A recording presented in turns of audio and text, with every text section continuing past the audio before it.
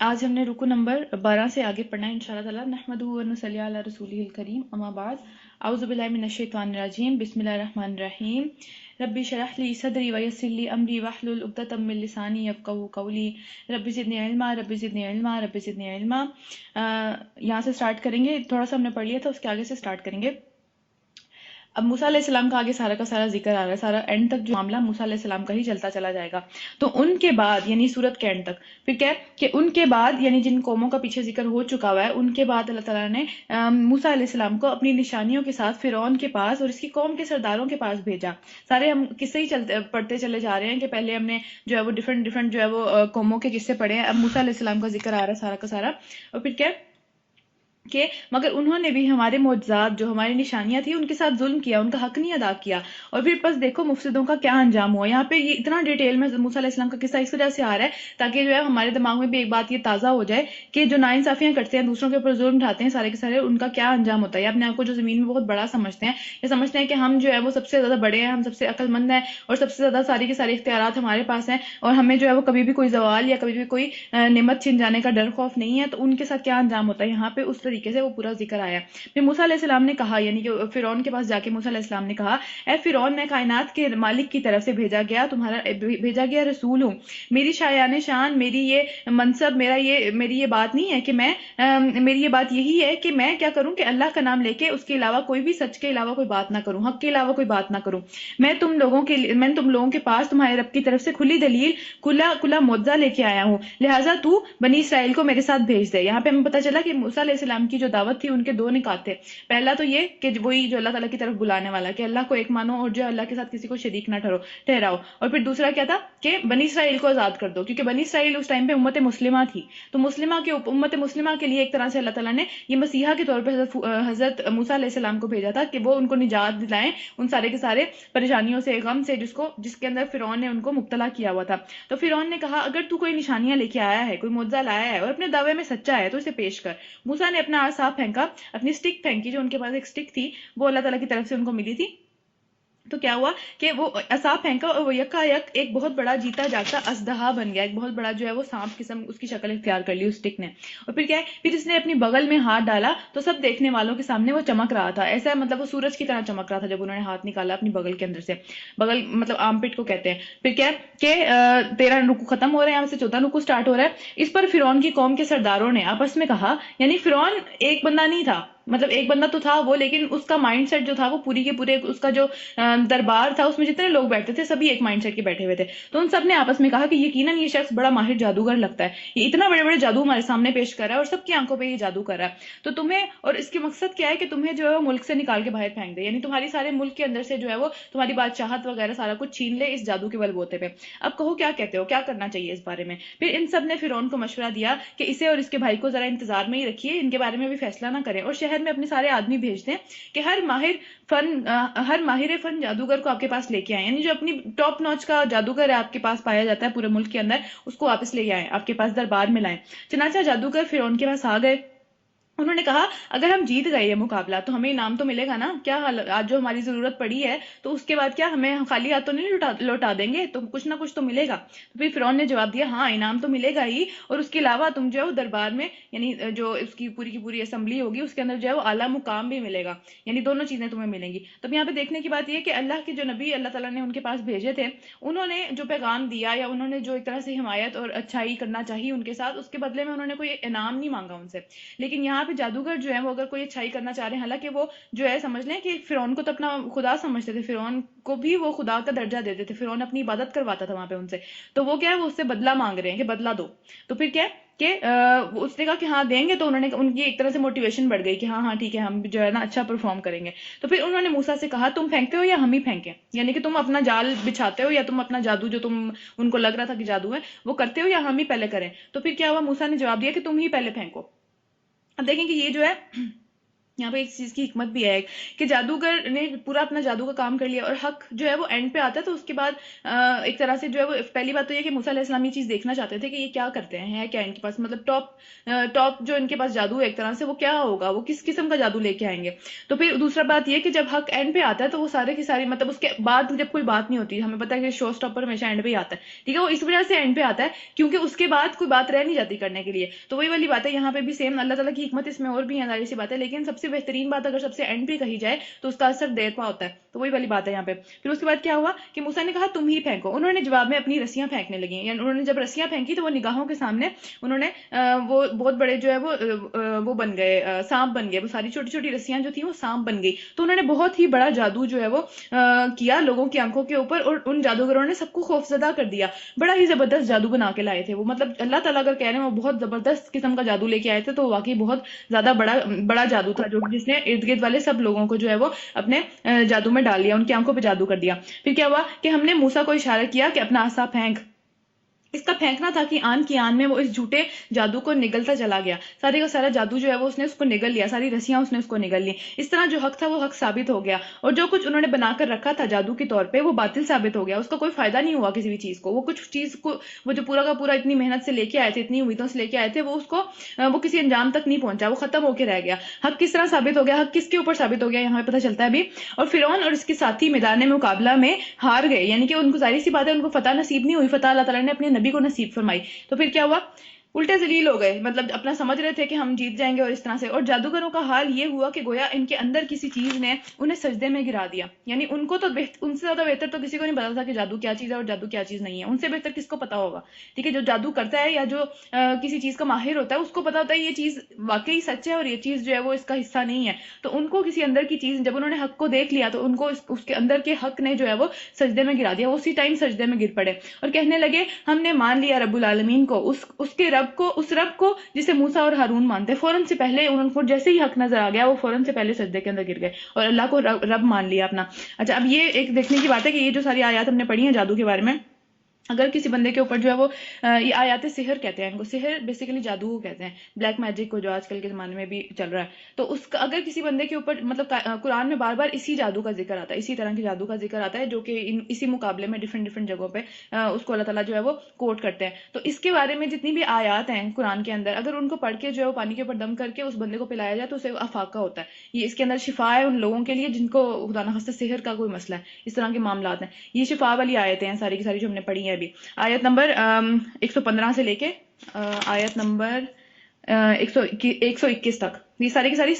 شفا والی آیات ہیں سحر کے لیے۔ اچھا آگے چلتے ہیں، اس کے بعد کیا ہے، فرعون نے کہا تم اس پر ایمان کیسے لے آئے پہلے اس کے کہ میں تمہیں اجازت دوں، یعنی میری اجازت کے بغیر تم کیسے ایمان لے کے آ گئے۔ اب یہاں پہ ہم نے کل ایک بات پڑھی تھی کہ ایک لمحے کے اندر دل جو ہے وہ انسانوں کے بدل جاتے ہیں، وہ چاہے ایمان کے اوپر آ جائے چاہے ایمان سے دور چلے جائے، تو یہ جادوگروں کے ساتھ بھی سیم وہی والا معاملہ ہوا کہ ایک لمحے کے اندر ان کا دل بدل گیا، اس سے پہلے وہ اسی کے خلاف آ رہے تھے، سارے کی ساری اپنی کوششیں، انہوں نے کہا کہ آج موقع ملا ہے، آج جتنا پھل کما سکیں گے اس کا کمائیں گے، تو بہترین پرفارمنس آج ہونی چاہیے، انہوں نے پوری زندگی کی ایک طرح سے جو کمائی تھی وہ اس بات کے اوپر لگا دی کہ آج جو ہے نا وہ ایک اپنی دھات بٹھانے کا موقع ملا ہے پوری دنیا کے اندر یا پورے علاقے کے اندر، لیکن اس کے اندر بھی اللہ تعالیٰ نے ان کے دلوں کے اندر اس چیز کو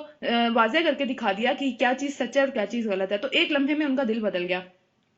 اور دوسری بات یہ کہ اس میں ایک امپورٹنٹ پوائنٹ یہ بھی ہے کہ ایک جو سچا انسان ہوتا ہے جو اندر سے حق کو پہچاننے کی صلاحیت رکھتا ہے، ٹھیک ہے، چاہے وہ جتنے بڑے مرضی گناہ کر رہا ہو، ہمیں پتا ہے کہ ہماری شریعت کے اندر اور موسیٰ کی شریعت بھی یہی تھی، سیم ٹو سیم علیہ السلام کی، کیا کہ جادو جو ہے وہ کبیرہ گناہ ہے، جو جادو کرتا ہے جادوگر جو ہے وہ اگر اپنی جادو پہ ہی مرتا ہے تو وہ کافر کی موت مرتا ہے، وہ مسلمان کی موت نہیں مرتا، ٹھیک ہے، تو یہ سارے اتنا بڑا گناہ کر لینے کے بعد بھی انہوں نے جب حق کو پہچان لیا تو اس کے بعد کیا ہوا، وہ سارے کے سارے عاجزی میں گر گئے، انہوں نے یہ نہیں سوچا کہ میں اتنا بڑے گناہ کیے ہیں اب مجھے کس طرح سے اللہ تعالیٰ معاف کریں گے اور یہ سارے معاملات، اور ابھی ہم آگے جا کے پڑھیں گے کہ وہ کس طرح ثابت قدم ہو گئے اس چیز کے اوپر، تو اس چیز کو دیکھنے کی ضرورت ہے کہ زمین آسمان کے مطابق پورے آسمان اور زمین تک بھی ہم جو ہے وہ گناہ کر رہے ہیں، حالانکہ کوئی اتنے گناہ کر نہیں سکتا، لیکن اگر کوئی کر بھی لے تو وہ بھی اللہ تعالیٰ معاف فرما دیتے ہیں اگر ہم جو ہے اللہ سے معافی مانگیں، تو اللہ سے اچھی امید رکھنی چاہیے ہمیشہ۔ پھر کیا کہ فرعون نے کہا کیا تم اس کے اوپر ایمان لے آئے ہو بجائے اس کے کہ میں تمہیں اجازت دوں اس کی، یقیناً یہ کوئی خفیہ سازش ہے جو تم لوگوں نے آپس میں ایک دوسرے کے ساتھ کی ہے تاکہ تم ہمیں جو ہے وہ اس ملک سے نکال دو، تاکہ تم جو ہے وہ ہمارے سارے کی ساری زمین کے اوپر قبضہ کر لو، یعنی کہ انہوں نے کہا کہ لگتا ہے کہ یہ جو موسیٰ علیہ السلام ہے یہ تمہارے ہی ٹیچر ہیں، جن کو تم نے بچانے کے لیے اب یہ سارا کا پورا ایک ڈرامہ رچایا ہے. یعنی کہ جس کے دل میں ایمان نہیں آ سکتا یا جس کا دل میں سچائی کو پہچاننے کی صلاحیت نہیں ہے، وہ اتنی بڑی بڑی چیزوں کو دیکھ کے بھی نہیں پہچان سکتا، وہ چاہے جو مرضی کر لے. لیکن جس کے دل میں ہوتی ہے اس کا دل ایک سیکنڈ کے اندر جو ہے وہ بدل جاتا ہے، اس کو پھر مزید دلیلوں کی یا ان سب چیزوں کی ضرورت نہیں رہتی. اور پھر کیا؟ اچھا، تو اب اس کا نتیجہ تمہیں معلوم ہو جانا چاہیے کہ میں تمہارے ہاتھ اور پاؤں ڈفرنٹ ڈائریکشن سے کٹواؤں گا. ایک ڈائریکشن سے نہیں کٹواؤں گا، پورے نہیں کاٹوں گا، یعنی کہ پورا ہاتھ اور پورا پاؤں نہیں کاٹ دوں گا، ڈفرنٹ ڈائریکشن سے جو ہے وہ کٹس لگاؤں گا ان کے اوپر. تو پھر اس کے بعد تم سب کو سولی پہ چڑھا دوں گا. یعنی ایک ہی ڈائریکشن سے اس لیے نہیں کاٹوں گا کہ تم مر جاؤ گے، تو میرا مقصد تم لوگوں کو تکلیف دے کے مارنا ہے. اتنی آسانی سے میں ماروں گا نہیں تمہیں. جادوگروں کو یہ بات کہی اس نے. موسیٰ علیہ السلام کو جو سجدہ کر لیا تھا، اس کے بعد جادوگروں کو فرعون نے یہ دھمکی لگائی. پہلے موسیٰ علیہ السلام کو دھمکیاں لگ رہی تھیں، اب جو ہے وہ فرعون جو ہے وہ جادوگروں کو بھی دھمکیاں لگا رہا ہے. پھر کیا ہے کہ انہوں نے جواب دیا، بہرحال ہمیں پلٹنا تو اپنے رب کی طرف ہی ہے. یعنی آج نہیں ماریں گے تو کل مر جائیں گے، ٹھیک ہے، مرنا تو ہے ہی ہے نا، تو کوئی بات نہیں. تو جس بات پر تو ہم سے انتقام لینا چاہتا ہے، جو تجھے بہت بری لگ گئی ہے بات، وہ اس کے سوا کیا ہے کہ ہم نے اپنے رب کی نشانیاں دیکھ لینے کے بعد انہیں مان لیا. اس میں کیا ہم نے برا کیا؟ تیرے ساتھ کیا برا کیا؟ ہم نے تو اپنی آخرت ہی سواری. یعنی ان کو فوراً سے پہلے دیکھیں، ان کی باتیں دیکھیں. اس سے پہلے وہ جادوگر تھے، اس لمحے سے پہلے وہ جادوگر تھے، وہ اتنے بڑے بڑے جو ہے وہ شیطانوں سے مدد لیا کرتے تھے. لیکن اب دیکھیں کہ کس طرح سے ان کے منہ سے سچی باتیں نکل رہی ہیں جب حق کو ایک دفعہ پہچان لیا. تو پھر کیا ہوا کہ انہوں نے دعا کی. یہ دعا بہت زیادہ ضروری ہے دنیا کی مصیبتوں کے لیے بھی، اور دنیا کے لیے اپنے ایمان کے اوپر قائم رہنے کے لیے بھی. یہ دعا بہت زیادہ ضروری ہے، اس کو یاد کریں گے، کوشش کریں گے ہم. اور وہ ہے، اے ہمارے رب، ہم پر صبر کا فیضان کر، ہم پر صبر انڈیل دے. یہاں پہ ربنا افرغ علینا، تو افریق کا مطلب ہوتا ہے کہ برتن میں جو کچھ ہے نا، جو کچھ تیرے پاس صبر سے ہے، صبر کے بارے میں ہے، وہ سب کچھ ہم پہ ڈال دے. ہمیں اس کی اتنی ضرورت ہے آج، ٹھیک ہے. تو کیا ہے کہ ہم پر صبر کا فیضان انڈیل دے، پورا کا پورا ہمارے اوپر انڈیل دے، کچھ نہ رہے اس برتن کے اندر. اور پھر کیا، اور ہمیں دنیا سے اٹھا تو اس حال میں اٹھا کہ ہم تیرے فرما بردار ہوں. ہمیں مسلمان ہونے کی حالت میں دنیا سے اٹھانا. دنیا کی جتنی تکلیفیں ہوں ان کے لیے ہمیں صبر کی ضرورت ہے، اور ہم پہ ایسا صبر عطا کر ہمیں کہ جو ہے اس کے بعد جو ہے وہ ہمیں ضرورت نہ رہے، ہم پریشانیاں نہ آئے ہمارے اوپر. اس طرح سے دل کے اندر ہم پریشان نہ ہو. پریشانیاں باہر تو آئیں گی، لیکن ایک باہری حالت ہوتی ہے اور ایک اندر والی حالت ہوتی ہے. ہر سچویشن کی ایک انسان کے اندر کا پہلو ہوتا ہے اس کا، جس طرح وہ اندر سے اس کو دیکھ رہا ہوتا ہے، دل کی نگاہ سے اس کے لیے جو معاملات چل رہے ہوتے ہیں. اور ایک باہر ہوتا ہے، ٹھیک ہے. باہر والے معاملات تو ظاہر ہے وقت کے ساتھ ہی ٹھیک ہوتے ہیں. اگر خدا نخواستہ کسی کا کوئی پیارا اس دنیا سے چلا گیا، اگر خدا نخواستہ کوئی بہت بڑا جو ہے وہ نقصان ہو گیا، تو ظاہر ہے آہستہ آہستہ اس سے وہ باہر آئے گا. لیکن دل کے اندر سکون اور جو سارا کا سارا معاملہ ٹھنڈا ہو جانا، سارا کا سارا وہ عقل سے فیصلے کر سکتا ہے، اس کے بعد جذباتی نہیں ہو جاتا وہ ایک دم سے. تو وہ سارے کے سارے صبر آنے کے بعد ہوتے ہیں. تو جب بھی کوئی بڑی مصیبت دنیا میں آئے، چھوٹی آئے بڑی آئے جیسی بھی آئے، ہمیشہ یہ دعا مانگتے رہنا چاہیے کہ وہ مصیبت ہمیں اللہ سے دور نہ لے جائے، ٹھیک ہے. اس کے اندر پڑھ کے ہمارا دل اس طرح سے خراب نہ ہو جائے کہ ہم جو ہے وہ پوری کی کرائی کے اوپر، پوری زندگی کی کرائی کے اوپر جو ہے وہ پانی پھیر کے، اللہ نہ کرے کسی کی موت اس حالت میں ہو کہ وہ جو ہے اللہ سے شکوے کرتا ہوا مرے، وہ جو ہے وہ اللہ سے جو ہے وہ لڑتا جھگڑتا ہوا مرے، اللہ کو جو ہے وہ برا بھلا کہتا ہوا نعوذ باللہ مرے کہ بھائی میرے ساتھ تو یہی ہو گیا، پوری زندگی میں نے عبادت کی، اینڈ پہ کیا ہو رہا ہے میرے ساتھ، یہ میں تو یہ ڈیزرو نہیں کرتا تھا. یہ معاملات کبھی بھی ہو سکتے ہیں، اس لیے دعا بہت ضروری ہے، اس کو یاد کرنے کی کوشش کرنی ہے. ربنا افرغ علینا صبرا وتوفنا مسلمین، ٹھیک ہے. یہ ان کی دعا تھی. جادوگروں کی دعا دیکھیں کتنی پیاری انہوں نے دعا مانگی کہ اللہ تعالیٰ نے جو ہے وہ ان کو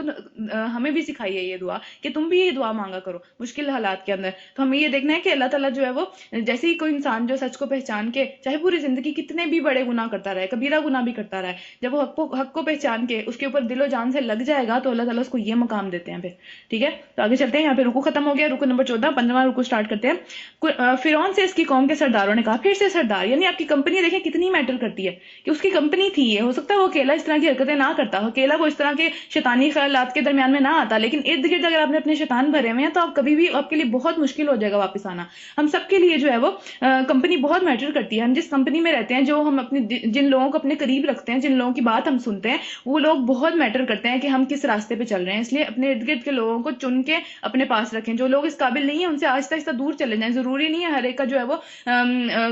پاس رکھنا، یا ہر ایک کو جو ہے وہ اپنے دل کے قریب رکھنا، یا ہر ایک کی بات کو جو ہے وہ دل کے ساتھ لگانا. ہاں اگر اتنا ہے کہ سننی ہی پڑے گی تو سنیں، لیکن اس کو مانے نہیں. اس کو صحیح اور غلط میں فرق کرنا جو ہے وہ ہر انسان کو آنا چاہیے. اور اسپیشلی جب ہم کتاب پڑھیں اللہ تعالیٰ کی، تو اس میں ہمیں بہت واضح صحیح اور غلط راستہ نظر آ رہا ہے. لوگوں کے بھی صحیح اور غلط اعمال بہت اچھے طریقے سے نظر آتے ہیں ہمیں، کہ ہمیں اس میں ہم جج کر سکتے ہیں اس کی روشنی میں کہ یہ بندہ ہمیں اللہ کے قریب لے کے جا رہا ہے یا اللہ سے دور لے کے جا رہا ہے. تو کمپنی بہت میٹر کرتی ہے، یہاں پہ بھی یہ بات آ رہی ہے۔ پھر کیا کہ کیا تو موسیٰ اور اس کی قوم کو یوں ہی چھوڑ دے گا؟ یعنی کہ وہ اگر اس کا وہ چھوڑنا بھی چاہتا، وہ اتنا ظلم نہ بھی کرنا چاہتا، تو پھر بھی ان کو تکلیف ہو رہی تھی کہ کیوں، یہ کیا مطلب ہے، ایسے چھوڑ دو گے؟ یعنی وہ غیرت دلانے کی کوشش کر رہے ہیں۔ اسی طرح ہمارے گھریلو معاملات میں بھی بہت غیرت دلائی جاتی ہے عام طور پہ کہ جی اچھا ایسے ہی کر دو گے، اس نے یہ کر دیا، اس کو ایسے ہی چھوڑ دو گے۔ تو یہ سارے معاملات جو ہے یہ اچھے لوگوں کے کام نہیں ہیں۔ پھر کیا کہ کیا تو موسیٰ علیہ السلام اور اس کی قوم کو یوں ہی چھوڑ دے گا کہ ملک میں فساد پھیلاتے پھریں، یعنی اس طرح کی باتیں پھیلاتے پھریں کہ اللہ تو ایک ہے، تیری جو ہے وہ تجھے خدا ماننے سے انکار کر دے، ہمارے بتوں کو ماننے سے انکار کر دے۔ تو پھر کیا فرعون نے جواب دیا کہ میں اس مطلب وہ بھی پھر ایک طرح سے جوش میں آ گیا، اور اس نے کیا کہا کہ میں ان کے بیٹوں کو قتل کرواؤں گا اور ان کی عورتوں کو جیتا رہنے دوں گا، اور پوری قدرت میں ان کے اوپر رکھتا ہوں، ان کی ہر چیز کے اوپر میری قدرت ہے، میری حکومت چلتی ہے ہر چیز کے اوپر۔ یعنی اس نے بھی پھر جو ہے وہ شاید وہ اتنا بڑا ظلم نہ کرنا چاہتا، لیکن اب دوسروں کے سامنے پروف کرنا تھا کہ بھئی مطلب میں کوئی چیز ہوں اور میں جو وہ برداشت نہیں کروں گا، یہ بہت بڑی بات ہو گئی ہے۔ تو اس نے ایک اپنی حد سے بڑھ کے یہ کام کیا۔ یعنی یہ کام وہ پہلے بھی کر رہے تھے، جب موسیٰ علیہ السلام پیدا نہیں ہوئے تھے یہ کام وہ تب بھی کر رہے تھے، لیکن پھر جب موسیٰ علیہ السلام پیدا ہو گئے اور بہت عرصے تک کچھ نہیں ہوا تو انہوں نے یہ کام کرنا چھوڑ دیا۔ پھر اس نے دوبارہ اسی کام کی بات کی کہ میں دوبارہ یہی کام کروں گا۔ پھر کیا ہوا، موسیٰ علیہ السلام نے اپنی قوم سے کہا اللہ سے مدد مانگو اور صبر کرو۔ یعنی ہر مشکل میں سب سے پہلے لوگ، ظاہری سی بات ہے کس قدر مشکلات اور سب کی سب چیزیں باہر آ رہی ہوتی ہیں۔ کوئی بندہ جو ہے، جس طرح ہم جادوگروں کے پیچھے ہم نے بات پڑھی ہے، کوئی بندہ ہمیں یہ دھمکی لگائے جو ملک کا بادشاہ ہے کہ بھئی میں تمہارے جو ہے وہ ہاتھ اس طرح سے کاٹوں گا اور پاؤں اس طرح سے کاٹوں گا اور تم لوگوں کو اس کے بعد سولی دے دوں گا، ہمارا کیا حال ہوگا اس ٹائم پہ؟ کوئی بندہ ہمارے لیے نہیں کھڑا ہوا، کچھ نظر نہیں آ رہا، ٹھیک ہے، اسی جگہ پہ پہلے ہم عزت دار تھے اور اب ہماری یہ عزت ہو گئی ہے، تو ہمارا کیا حال ہوگا؟ اور ان کا عمل دیکھیں کہ انہوں نے کیا فوراً سے پہلے جو ہے اللہ کے حضور جھک گئے، اللہ سے دعا کی کہ اللہ تعالیٰ اس دنیا سے تو چلے ہی جانا ہے، لیکن ہمیں اس حال میں اٹھانا کہ ہم مومن کی حال میں جائیں، ٹھیک ہے۔ یعنی ان کو دنیا جو ہے وہ ان کے لیے ایک دم سے بالکل پیچھے کی چیز رہ گئی، انہوں نے جب سارا حق کو پہچان لیا۔ یہ کس قدر ایک معجزے والی بات ہے کہ دل کتنی جلدی بدل جاتے ہیں انسانوں کے، تو یہ اچھائی کی طرف بھی بدل سکتے ہیں اور برائی کی طرف بھی، اس لیے ہمیشہ جو ہے وہ پناہ مانگتے رہنا چاہیے اپنے دل کے لیے۔ کل بھی ہم نے دعا پڑھی تھی، یا مقلب القلوبی ثبت قلبی علی دینک، اے دلوں کو پھیرنے والے میرے دل کو تو اسلام کے اوپر ہی پھیر دے، اس کے اوپر جما دے، اس کو ثابت قدم کر دے میرے دل کو۔ تو یہ دعا نبی صلی اللہ علیہ وسلم پڑھتے تھے اور ہمیں بھی پڑھتے رہنا چاہیے۔ آج میں انشاءاللہ یہ دعا بھی بھیج دوں گی، میں کل بھیجنا بھول گئی تھی۔ اچھا پھر آگے چلتے ہیں۔ اچھا اس نے کہا کہ میں یہ سارے کام کروں گا۔ پھر کیا موسیٰ علیہ السلام نے اپنی قوم سے کہا کہ اللہ سے مدد مانگو اور صبر کرو، یعنی دونوں چیزیں ہم پیچھے سورہ بقرہ میں پڑھ چکے ہیں کہ وَاسْتَعِینُوا بِالصَّبْرِ وَالصَّلَاةِ، مدد مانگو صبر سے اور صلاۃ سے، نماز سے، ٹھیک ہے۔ ان دونوں چیزوں کے علاوہ دنیا میں کوئی تیسری چیز نہیں ہے جس سے مدد آئے گی اللہ تعالیٰ کی، کوئی تیسری چیز نہیں ہے۔ اور صبر کا مطلب کیا ہے؟ صبر کا مطلب یہ نہیں ہے کہ برداشت کر جانا جو عام طور پہ ہم یوز کرتے ہیں، صبر کرو صبر کرو۔ صبر کا مطلب یہ ہے ڈٹ جانا، اس چیز کے آگے ڈٹ جانا، ٹھیک ہے۔ آگے اب میں یہیں پہ کھڑی ہوئی ہوں، میں نے ہل کے نہیں دینا یہاں سے، ٹھیک ہے۔ میرا ایمان یہیں کا یہیں ہے، میرا جو ہے وہ جسم یہیں کا یہیں کھڑا ہوا ہے، میری ہر چیز یہیں کی یہیں کھڑی ہوئی ہے، میں ہل کے نہیں دوں گی، چاہے اب جان جائے یا کچھ بھی جائے۔ یہ صبر ہے، ٹھیک ہے۔ چاہے وہ ہم گناہوں کے سامنے کھڑے ہوئے ہوں، چاہے ہم جو ہے وہ کسی ظالم حکمران کے سامنے کھڑے ہوں، چاہے اپنی نفس کے سامنے کھڑے ہوئے ہوں، اپنی ہر چیز کے سامنے، جس چیز کے سامنے ہمیں ڈٹ کے کھڑے ہونا پڑے گا، اس چیز کے سامنے ہم صبر کر رہے ہیں، وہ صبر ہے پھر ہمارا، ٹھیک ہے۔ گناہوں کے اوپر بھی جو ہم رکتے ہیں اس کو بھی صبر کہا جاتا ہے، کیونکہ ہم ڈٹ جاتے ہیں اس کے آگے کہ نہیں کرنا وہ کام، ٹھیک ہے۔ تو اللہ تعالیٰ ہم سب کو جو ہے وہ صابرین میں سے بنائے کہ ہم ڈٹ جانے والے ہوں، اپنے اس کی چیز کے اوپر کھڑے ہو جائیں، اس کو کہیں نہیں ہٹنا اس بات سے۔ اور اس پہ کھڑے ہونے کے لیے سب سے زیادہ ضروری چیز کیا ہے؟ اللہ کی مدد، اور وہ کس سے آتی ہے؟ دوسری چیز کیا ہے؟ وہ نماز ہے۔ اللہ تعالیٰ سے جب کنیکشن مضبوط ہوگا، جب اللہ پہ ایمان مضبوط ہوگا، تبھی ڈٹ کے کھڑے ہو سکیں گے، ورنہ ہمیشہ ہمارے قدم ڈگمگاتے ہی رہیں گے، ہم پھسلتے رہیں گے، ہم کبھی نہیں کھڑے ہو سکیں گے اپنی جگہ پہ۔ تو اس کے لیے اللہ سے کنیکشن مضبوط کرنا بہت ضروری ہے۔ پھر کیا کہ اللہ سے مدد مانگو اور صبر کرو۔ زمین اللہ کی ہے، وہ جسے چاہتا ہے اس کا وارث بنا دیتا ہے، یعنی آج ان کو بنایا ہے، وہ ضروری نہیں ہے ہمیشہ یہی رہیں گے، ٹھیک ہے۔ تو زمین اللہ کی ہے، اسی سے مدد مانگو۔ اور آخری کامیابی انہی کے لیے ہے جو تقوی والے ہوتے ہیں، جو اللہ سے ڈر کر کام کرتے رہتے ہیں۔ اس کی قوم کے لوگوں نے کہا تیرے آنے سے پہلے یہ قوم اس طرح کی ہے کہ یہ کبھی بھی جو ہے وہ شکر گزاری ان کے اندر ہے ہی نہیں، ان کو چھو کے ہی نہیں گزری۔ تو کیا انہوں نے کہا کہ اس قوم کے لوگوں نے کہا تیرے آنے سے پہلے بھی ہمیں تکلیفیں ملتی رہتی تھیں، اس طرح کے معاملات ہوتے رہتے تھے، جو یہ بیٹوں کو مار دینے والا اور یہ والا، اور اب تیرے آنے پہ بھی ستائے جا رہے ہیں، تیرے آنے کا کیا فائدہ ہوا ہمیں؟ ٹھیک ہے، وہ اس طرح کی باتیں کر رہے ہیں، حالانکہ آگے اللہ تعالیٰ نے ان کے لیے کتنے معجزے رکھے ہوئے تھے، ان کے لیے سمندر کو پھاڑ دیا، ابھی یہ ہوا نہیں ہے، لیکن اس سے پہلے وہ اس طرح کی باتیں کر رہے ہیں۔ تو پھر کیا کہ اللہ کی رحمت پھر بھی ہمیں دیکھنی چاہیے یہاں پہ کہ اللہ نے پھر بھی ان لوگوں کے لیے اتنے معجزے کیے آگے جو ہے سارے کے سارے۔ اور پھر کیا اس کے جواب میں اس نے جواب دیا، موسیٰ علیہ السلام نے جواب دیا، قریب ہے کہ تمہارا رب تمہارے دشمنوں کو ہلاک کر دے گا اور تمہیں زمین میں خلیفہ بنائے گا، یعنی کہ تمہارے پاس اچھے دن آ جائیں گے، تمہیں جو ہے وہ ساری کی ساری حکمرانی مل جائے گی، جو تم ان کو دیکھ کے جو ہے وہ پریشان ہوتے ہو کہ ان کو کتنا دیا ہے، یہ کتنے برے ہیں، لیکن ان کو کتنا دیا ہے، لیکن وقت کا پہیہ چلے گا اور تم ان کی جگہ پہ آ جاؤ گے۔ اور پھر کیوں آؤ گے کیوں؟ پھر اللہ دیکھے گا کہ تم کیا کرتے ہو، یعنی کہ سارے کے سارے دنیا میں جتنی معاملات ہوتے ہیں ہمارے ساتھ صرف اس لیے ہو رہے ہوتے ہیں کہ ہم کیا کرتے ہیں، دیکھتے ہیں کیا کرتے ہیں. ہر روز ہمیں ایک ڈفرینٹ قسم کی سچویشن سامنے آتی ہے، ہر روز ہماری مینٹل سچویشن ڈفرینٹ ہوتی ہے، ایموشنل سچویشن ڈفرینٹ ہوتی ہے، یا پھر جو ہے وہ فزیکلی کہیں کبھی کہیں درد اٹھ جاتا ہے، کبھی کوئی مسئلہ پڑ جاتا ہے. یہ سارے کے سارے معاملات صرف اس لیے آتے ہیں کہ اس دن کے اندر یا اس معاملے کے اندر ہمارا عمل کیا ہوگا، ہم کیا کریں گے اس کے اندر. کیونکہ بات یہ ہوتی ہے کہ جب دوسرے اس عمل سے گزرے ہوتے ہیں نا، ہمارے پاس بڑی نصیحتیں ہوتی ہیں دینے کے لیے، نہیں ایسے نہیں، ایسے کرنا چاہیے تھا، وہ چیز ایسے کی ہوتی ہے نا تو یہ نہ ہوتا. جب اسی سچویشن میں ہم خود آ جاتے ہیں، پھر ساری چیزیں ختم،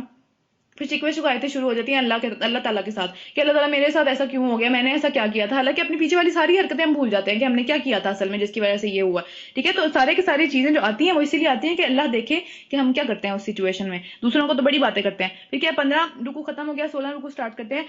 ہم نے فرعون کے لوگوں کو کئی سال تک قحط اور پیداوار کی کمی میں مبتلا رکھا، یعنی کہ کئی سال تک جو ہے ان کے اوپر بہت زیادہ تنگی آتی چلی گئی. اور وہ تنگی کیوں آتی چلی گئی؟ تاکہ ان کو ہوش آئے، وہ واپس آ جائیں. ساری کی ساری تنگیاں، ساری کی ساری پریشانیاں ہماری زندگیوں میں آتی ہی اس لیے تاکہ ہم واپس آ جائیں. یعنی کہ موسیٰ علیہ السلام جب ان کے پاس ہی تھے، جب ان کو لے کے نکلے نہیں تھے ابھی تک، وہ سمندر پھٹنے والا واقعہ نہیں ہوا تھا، تبھی وہ ان کے پاس ہی تھے. تو ان کو اللہ تعالیٰ ایک طرح سے مہلت دے رہے تھے اتنی بڑی. یہ دیکھیں نا، اس نے جو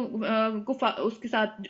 جادوگروں کے ساتھ جو معاملہ کیا، یا پھر یہ سارے کے سارے معاملات کیے کہ اس کے بعد پھر سے وہ جو ہے وہ بیٹوں کو مارنے کے چکروں میں آ گیا اور بیٹیوں کو زندہ چھوڑنے کے چکروں میں آ گیا. اس کے بعد بھی اللہ نے اس کو پکڑا نہیں، فٹافٹ پکڑا نہیں، اس کو پھر بھی مہلت دی. اور کس طرح سے مہلت دی کہ اس کے اوپر آزمائشیں بھیجیں، ڈفرینٹ قسم کی آزمائشیں اس کے اوپر آئیں، جو کہ تنگی والی آزمائشیں تھیں، جس کے اندر اللہ تعالیٰ نے چاہا کہ ان میں سے کچھ لوگ واپس پلٹ جائے، کسی طرح سے واپس آ جائیں، ان کو مہلت مل جائے، ان کے اوپر وہ عذاب نہ آئے جو کہ جس کی طرف وہ بڑھتے چلے جا رہے ہیں.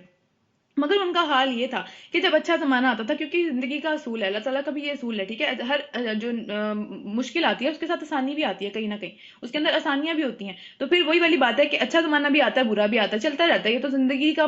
پہیہ ہے جو جس نے چلتا چلا جانا. پھر کیا ہے کہ جب اچھا زمانہ آتا، کوئی اس طرح کی مشکلات میں اچھا زمانہ آتا، تو وہ کہتے ہیں ہم تو اسی کے مستحق ہیں، ہم اسی قابل ہیں. یہ تو ساری مصیبتیں جو آتی ہیں وہ تو موسیٰ اور اس کے ساتھیوں کی نحوست کی وجہ سے آتی ہے ہم پہ، ورنہ ہم تو اسی قابل ہیں کہ ہم پہ اچھا زمانہ ہی آیا جائے. یہ موسیٰ اور اس کے نعوذ باللہ جو ہے وہ جو ساتھی ہیں وہی ان کی نحوست ہے، یہ نعوذ باللہ، جس کی وجہ سے ہمارے اوپر یہ ساری کی ساری مشکلات کبھی کبھی آ جاتی ہیں، ورنہ تو ہم ہمیشہ اچھے ہی رہیں گے. ٹھیک ہے، حالانکہ در حقیقت یہ ان کے اپنے برے کاموں کی نحوست تھی جو کہ یہ لوگ کر رہے تھے. مگر ان میں سے اکثر لوگ بے علم تھے. انہوں نے موسیٰ علیہ السلام سے کہا کیا تو محصور کرنے کے لیے، مطلب کہ کیا تو کوئی معجزہ لے کے آئے گا، ہمیں راضی کرنے کے لیے کوئی معجزہ لے کے آئے، ہم تو تیری بات ماننے والے نہیں ہیں. یعنی کہ تو جو مرضی لے کے آ جائے، جتنا بڑا مرضی معجزہ لے کے آ جائے، ظاہری بات ہے آلریڈی بھی معجزے وہ دیکھ چکے ہوئے تھے، لیکن کیا ہے کہ ہم وہ بات نہیں مانیں گے. یعنی ہدایت سے محروم ہو گئے ہیں، اکڑ گئے ہیں، شدید ترین جو غرور اور تکبر ان کے اندر آ گیا، اس کی وجہ سے وہ اکڑ گئے ہیں. تو پھر کیا ہے کہ آخرکار ہم نے ان پر، یعنی جب وہ بالکل اکڑ گئے تو پھر بار بار ان کے اوپر طوفان اور اس طرح کے سارے عذاب آئے. کون کون سے؟ آخرکار ہم نے ان پر طوفان بھیجے، ڈفرینٹ قسم کے طوفان آئے. پھر کیا ہوا؟ ٹڈی دل آیا. ٹڈی دل کیا ہوتا ہے؟ جو فصلوں کو کھا جاتا ہے ساری کی ساری. اس طرح کا کیڑا آ جاتا ہے کہ وہ اتنی زیادہ تعداد میں ہوتا ہے کہ وہ ساری کی ساری فصلوں کو کھا جاتا ہے. تو قحط والا معاملہ پڑ جاتا ہے، کھانے پینے کو کچھ نہیں ہوتا، مشکل ہو جاتی ہے بہت زیادہ. اور پھر جوؤں کا عذاب ان کے اوپر بھیجا. جوئیں کتنا، مطلب نہ بندہ سو سکتا ہے نہ جاگ سکتا ہے، یہ عذاب کی فارم ہے ایک انسان کے اوپر. تو اس سے جو ہے وہ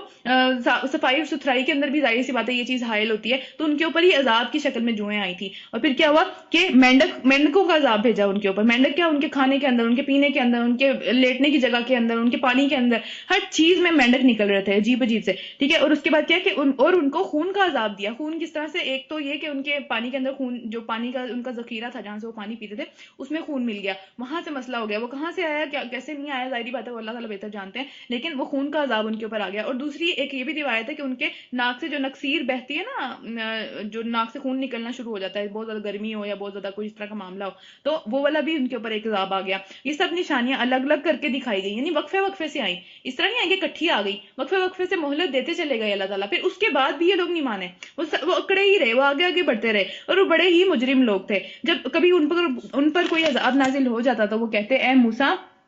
علیہ السلام، تجھے اپنی رب کی طرف سے جو مقام حاصل ہوا ہے اس کی بنا پر ہمارے حق میں دعا کر. ٹھیک ہے، ہم دعا نہیں کر سکتے، ہم دعا نہیں کریں گے اپنے لیے، تو اب دعا کر ہمارے لیے، کیونکہ تو جو ہے وہ اللہ کے بہت قریب ہے. ہم بھی آج کل یہ والی باتیں کرتے ہیں کہ بھئی یہ والا فلاں بندہ جو اللہ کے قریب ہے، اس سے کہتا ہوں میرے لیے دعا کر دے. حالانکہ اپنے حق میں سب سے زیادہ دعا خود قبول ہوتی ہے. ٹھیک ہے، اپنے حق میں خود ہم جب دعا کرتے ہیں تو ہماری جو سنسیئرٹی اپنے ساتھ ہوتی ہے وہ کسی اور کی تو ہمارے ساتھ نہیں ہو سکتی، ظاہر سی بات ہے. یہاں پہ نبی کی تو خیر بات ہو رہا ہے، لیکن ہم عام لوگوں کی بات کریں تو وہ اپنے لیے سب سے پہلے خود دعا کرنی چاہیے، اپنی غلطیوں کو سب سے پہلے خود پکڑنا چاہیے، اور یہ سوچنا چاہیے کہ اگر ہماری دعا ہمارے حق میں قبول نہیں ہو رہی، تو اس کی کیا وجہ ہے؟ اس کی وجہ ہمارے گناہ ہیں جو کہ اس کے درمیان میں آئے ہوئے ہیں. تو یہ پورا ایک لمبا پروسیس جو ہے کہ گناہوں کو دیکھنا اور پھر جو ہے استغفار کرنا، پھر اس کے بعد پھر دعاؤں کے کنٹینیوسلی دعاؤں کے اندر لگے رہنا، اپنی دعا سے پیچھے نہ ہٹ جانا، نا امید نہ ہو جانا، یہ سارا پروسیس جو ہے وہ اپنے لیے خود کرنا چاہیے. کیونکہ اس پروسیس کے اندر ہی ہم بہت سارے گناہ سے جو ہے وہ اللہ تعالیٰ سے معافی مانگ لیتے ہیں، اور بہت سارے گناہ کرنے بھی چھوڑ دیتے ہیں. کیونکہ جب ہمیں کوئی مصیبت آئی ہوئی ہوتی ہے، ہمیں وہ چیز چاہیے ہوتی ہے، وہ کسی بھی صورت جو ہے وہ ہم لینے کے لیے تیار ہو جاتے ہیں اسے. تو پھر کیا ہے کہ لیکن جو دوسرے اس قسم کے لوگ ہوتے ہیں، وہ دوسروں سے مطلب دوسروں سے دعائیں کروانا بری بات نہیں ہے، لیکن اپنا بھی عمل ہونا چاہیے اس میں. ٹھیک ہے، ایسا نہیں ہے کہ آپ اپنے آپ کو بالکل بھول جاؤ کہ یہ والا معاملہ ہو، کہ خود تکبر میں پڑے ہوئے ہیں اور جو ہے وہ اللہ کو مانتے تک نہیں ہے، اور اللہ سے کوئی اچھی امید بھی نہیں ہے، لیکن دوسروں کو اس طرح کی باتیں کرتے چلے جانا. تو اگر اب جو ہم سے یہ بلا ٹلوا دے، اس عذاب کو دور کروا دے، تو ہم تیری بات ضرور مان لیں گے. ایک تو اللہ پہ ایمان بھی، کون سی باتیں تھی؟ 2 باتیں. ایک تو اللہ پہ ایمان بھی لے آئیں گے اور بنی اسرائیل کو بھی تیرے ساتھ بھیج دیں گے. دونوں باتیں مان لیں گے، صرف یہ عذاب ٹلوا دے. یعنی اتنے سارے عذابوں کے پیچھے اللہ تعالیٰ نے ہمیں باتیں بتائی ہیں، انہوں نے ہر بات پہ یہ بات کہی. مگر جب ان پہ سے عذاب ہٹا لیا جاتا ہے ایک مدت کے لیے، یعنی کہ ایک مدت کے بعد ایک نیا عذاب ان کا انتظار کر رہا ہوتا تھا، تو وہ فوراً اپنے عہد سے پھر جاتے تھے. جو وعدہ کرتے تھے اس سے فوراً جو ہے مکر جاتے تھے. تب ہم نے ان سے یہ انتقام لیا. اینڈ پہ جا کے یہ ہوا کہ انہیں سمندر میں غرق کر دیا گیا، کیونکہ وہ ہماری نشانیوں کو جھٹلایا کرتے تھے اور بہت ہی بے پرواہ ہو گئے تھے، جان بوجھ کے غفلت برتتے تھے، سننا ہی نہیں چاہتے تھے. یعنی سن بھی رہے ہیں تو اس میں بھی ان کا کوئی دھیان نہیں ہے، اگر اس طرح کی باتیں ادھر ادھر سن بھی لی ہیں تو اس کا مذاق اڑانا شروع کر دیا، اس طرح کے معاملات. اور ان کی جگہ ہم نے ان لوگوں کو جو کہ کمزور تھے، جن کے اوپر مصیبت ڈالی جا رہی تھی، جو کہ مظلوم تھے، ان کو زمین کا وارث بنا دیا. کس زمین کا؟ اس زمین کا جس کے مشرق اور مغرب میں اللہ تعالیٰ نے برکتیں ہی برکتیں رکھ دی ہیں. کون سی زمین ہے یہ؟ فلسطین کی بات ہو رہی ہے. ٹھیک ہے، فلسطین کے اوپر وہ واپس آ گئے، اس ساری کی ساری زمین کا اللہ تعالیٰ نے ان کو وارث بنا دیا. یہ یہودیوں کی بات ہو رہی ہے، بنی اسرائیل کی بات ہو رہی ہے کہ ان کو اللہ تعالیٰ نے وہ زمین واپس کر دی ساری کی ساری، اور اس کے اندر اللہ تعالیٰ نے بے شمار برکتیں رکھی ہوئی ہیں اس زمین کے اندر. ٹھیک ہے، اس طرح بنی اسرائیل کے حق میں تیرے رب کا وعدہ خیر پورا ہو گیا، کیونکہ انہوں نے صبر سے کام لیا تھا. صبر سے کام جو بھی لے گا اس کے اوپر اللہ تعالیٰ کا ساری کی ساری رحمتیں لازمی نازل ہوں گی، سارے کے سارے معاملات جو ہیں اس کے لازمی ٹھیک ہوں گے. اس کے ساتھ جو خیر کا وعدہ ہے، اچھائی کا وعدہ ہے، بھلائی کا وعدہ ہے، وہ ضرور پورا ہوگا. اور فرعون اور ہم نے اس کی قوم کا وہ سب کچھ برباد کر دیا جو وہ بناتے تھے، جو عمارتیں وہ بنا کے ان کے اوپر فخر کرتے تھے. آج بھی ہم دیکھتے ہیں نا جو پیرامڈز ہیں، جو ایجپٹ میں پیرامڈز ہیں جن کے اندر فرعون کی ممیاں رکھی ہوئی ہیں، بہت فخر تھا انہیں ان سب چیزوں پہ، بہت شدید ان کے اوپر فخر کرتے تھے کہ ہماری اتنی اچھی سویلائزیشن ہے، یہ سب کی سب چیزیں جو ہیں وہ ہم نے بنائی ہیں. کون تھا ہمارے پیچھے؟ ہم ہی خدا ہیں جو ہم یہ سب کچھ کر سکتے ہیں. تو کیا وہ سب کی سب چیزوں کو برباد کر دیا جو وہ بناتے تھے اور جو وہ چڑھاتے تھے، جو کہ بیلیں، جو کہ مطلب اس کا جو کلٹیویشن وہ کرتے تھے، ساری کے سارے باغات اگائے ہوئے تھے، جو بیلیں اوپر چڑھاتے ہیں، ساری بیلیں چڑھانے کی یہاں بات ہو رہی ہے. ٹھیک ہے، انگوروں کی باغوں کی بیلیں چڑھاتے تھے، وہ سب کے سب وہیں پہ پڑے کے پڑے رہ گئے. وہ کیوں آ کے پڑے کے پڑے رہ گئے؟ کیونکہ پوری قوم جو ہے وہ غرق ہو گئی تھی. ایک بھی بندہ نہیں بچا ان کے اندر سے جو کہ ان کی زبان کو سمجھ سکتا، کہ ان کی ساری کی ساری سویلائزیشن کو آگے لے کے چل سکتا کہ اس کا مطلب کیا ہے، کیا کرنا ہے سب چیزوں کے بارے میں. تو وہ سب کی سب جو باغات تھے وہ بڑے بڑے تباہ ہو گئے، وہ ساری کی ساری بلڈنگیں جو تھیں وہ وہیں کے وہیں رہ گئیں، جن کے اوپر اتنا فخر تھا وہ خالی کی خالی ہو گئی. اور اب جو ہے وہ بہت کچھ عرصہ پہلے جو ہے وہ لوگ ان کی زبان کو سمجھنے کی کوشش کر رہے ہیں کہ کیا ان کی سویلائزیشن تھی، کیا جو ہے وہ معاملات ان کی زندگیوں کے تھے سارے کے سارے. ان میں سے ایک بندہ بھی نہیں رہا اس چیز کو آگے لے کے چلنے کے لیے. تو یہ حال ہوا ان کا. اور پھر کیا کہ اچھا، حدیث بھی ہے اس بارے میں کہ نبی صلی اللہ علیہ وسلم نے فرمایا کہ جان رکھو کامیابی صرف صبر کے ساتھ ہے، اس کے علاوہ کامیابی نہیں آئے گی. اگر ہم اس میں جلدیاں مچائیں گے، اس کے اندر جو ہے وہ ہم شکوے شکایتیں شروع کر دیں گے اور تقدیر سے لڑنا شروع کر دیں گے، لوگوں سے بدتمیزیاں شروع کر دیں گے، یا لوگوں کے سامنے ہم یہ پروف کرنا، جو کہ آج کل ایک بہت کامن قسم کی بات ہے کہ سیلف پٹی کے اندر انسان چلا جاتا ہے کہ میرے ساتھ تو ہوتا ہی برا ہے، میرے ساتھ یہ ہو گیا نا، اس کی وجہ سے میرے ساتھ بہت برا ہو گیا، میرے ساتھ تو کبھی اچھا نہیں ہوا دنیا میں، میرے ساتھ تو اس وقت بھی یہ ہو گیا تھا، آج بھی یہ ہو گیا. تو اپنے اس سیلف پٹی سے کہ اپنے آپ کو جو ہے وہ ہر وقت مظلوم سمجھنا اور مظلوم بنا کے لوگوں کے سامنے پیش کرنا، اس سے باہر آنے کی ضرورت ہے. اگر عمل کرنا ہے کسی چیز کے اوپر، اگر واقعی ایکشن کے اندر آنا ہے تو اس چیز سے باہر آنا پڑے گا. کیونکہ اس چیز کے اندر جو بندہ چلا گیا وہ 24 گھنٹے بس اپنے آپ کو مظلوم ہی سمجھ رہا تھا، میں تو جو بھی کر لوں میرے ساتھ تو کبھی اچھا ہوتا ہی نہیں ہے، مجھے تو فائدہ ہی نہیں ہے نمازیں پڑھنے کا، کبھی سکون نہیں آتا. ٹھیک ہے، یہ سارے کے سارے معاملات جو ہیں یہ بہت کامن ہیں آج کل یہ باتیں. ٹھیک ہے، تو ان کے اندر پڑھنے کی بجائے انسان کو ڈٹ جانا چاہیے کہ ٹھیک ہے نہیں آ رہا آج سکون نہیں آ رہا نا، 3 دن بعد آ جائے گا، 4 دن بعد آ جائے گا، 1 مہینے بعد آ جائے گا. ڈٹ کے کھڑے ہونا ہے وہاں پہ.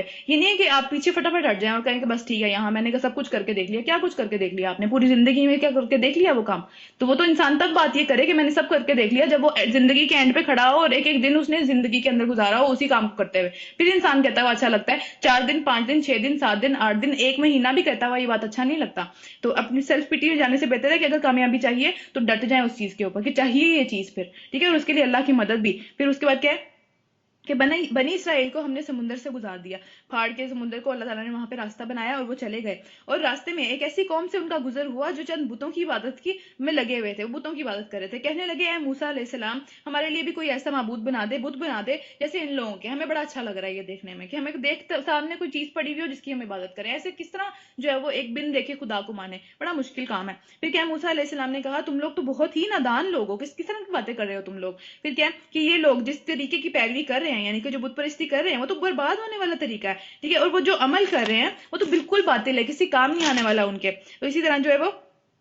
عبداللہ بن مسعود سے روایت ہے کہ نبی صلی اللہ علیہ وسلم سے انہوں نے پوچھا کہ اللہ کے نزدیک سب سے بڑا گناہ کیا ہے؟ تو اللہ کے نبی صلی اللہ علیہ وسلم نے فرمایا کہ تم اللہ کے ساتھ کسی کو شریک ٹھہراؤ، حالانکہ اس نے تمہیں پیدا کیا، کسی اور کا کوئی کمال نہیں ہے تمہیں یہاں تک پہنچانے میں۔ تو پھر کیا ہوا کہ میں نے آگے سے کہا، یعنی عبداللہ بن مسعود نے آگے سے کہا کہ ہاں یہ تو واقعی بہت بڑا گناہ کی بات ہے، یہ تو بہت ہی زیادہ، اس سے زیادہ بڑا ظلم تو کوئی ہو ہی نہیں سکتا۔ تو ٹھیک ہے، پھر آگے چلتے ہیں۔ آگے کیا ہے کہ پھر موسیٰ علیہ السلام نے کہا کیا میں اللہ کو سوا کسی اور کو معبود تمہارے لیے تلاش کروں، حالانکہ وہ اللہ ہی ہے جس نے تمہیں تمام نعمتیں عطا کی ہیں، تمام دنیا کی قوموں پہ فضیلت بخشی ہے۔ یعنی اب یہ اتنے سارے معجزے دیکھنے کے بعد یہ لوگ یہ بات کر رہے ہیں، جب اللہ تعالیٰ نے ان کو فرعونیوں سے بھی نجات دے دی، جب ان کے لیے ان کے نظروں کے سامنے سمندر پھاڑ کے جب ان کو راستہ پار کرا دیا، سارے معجزے دیکھنے کے بعد یہ لوگ یہ بات کر رہے ہیں کہ ہمیں بھی اب کوئی بت چاہیے، ٹھیک ہے، یعنی ان کو پھر بھی اللہ پہ یقین نہیں ہے۔ اور پھر کیا ہے، اور پھر اللہ فرماتا ہے وہ وقت یاد کرو جب ہم نے فرعون والوں سے تمہیں نجات دی تھی، تم وہ بھی بھول گئے، ابھی کی تو بات ہے، یہ کون سا اتنی پرانی بات ہے، تمہیں سخت عذاب میں مبتلا رکھتے تھے وہ لوگ، اور تمہارے بیٹوں کو قتل کرتے تھے اور عورتوں کو زندہ رہنے دیتے تھے، اور اس میں تمہارے رب کی طرف سے سخت کڑی ترین آزمائش تھی تمہارے لیے۔ پھر کیا یہاں رکو ختم ہو رہا ہے، اس کے بعد کیا ہے، اگلا رکو نمبر 17 سٹارٹ ہو رہا ہے۔ ہم نے موسیٰ علیہ السلام کو 30 دنوں کے لیے کوہ سینا، یعنی کہ سینا جو ہے وہ پہاڑ کا نام ہے،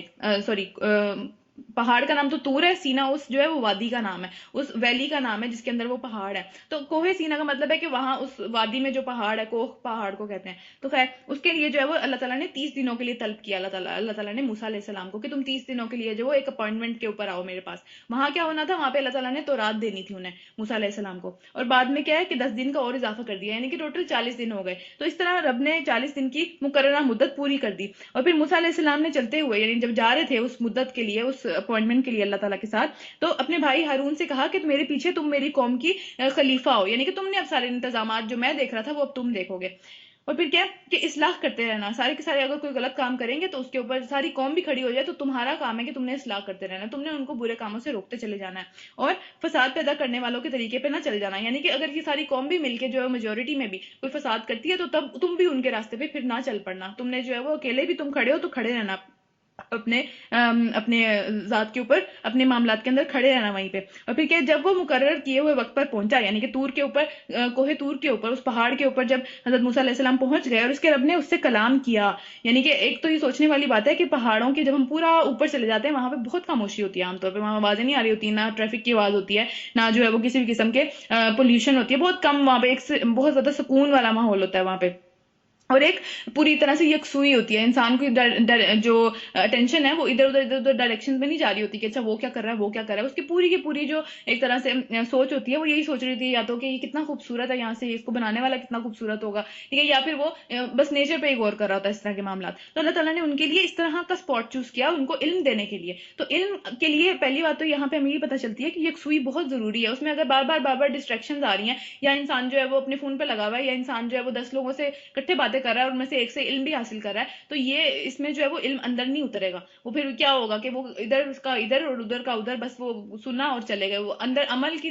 جو سینس ہوگی اس میں وہ نہیں آئے گی، وہ مشکل ہو جائے گا۔ تو علم حاصل کرنے کا ایک طرح سے اللہ تعالیٰ ہمیں یہاں پہ طریقہ بھی بتا رہے ہیں کہ اگر ہم علم حاصل کرنا چاہتے ہیں تو اس کے لیے پوری یکسوئی چاہیے، پوری خاموشی چاہیے، اپنی ذات کے اندر جو انسان اس کے اوپر غور و فکر کر سکے، اس طرح کا ماحول چاہیے۔ اگر بار بار کوئی ڈسٹریکشن آتی چلی جا رہی ہے اور آپ کی اٹینشن بار بار وہیں جاتی جا رہی ہے تو پھر کس طرح سے علم حاصل کریں گے، مشکل ہو جائے گا نا بہت زیادہ۔ تو پھر کیا ہے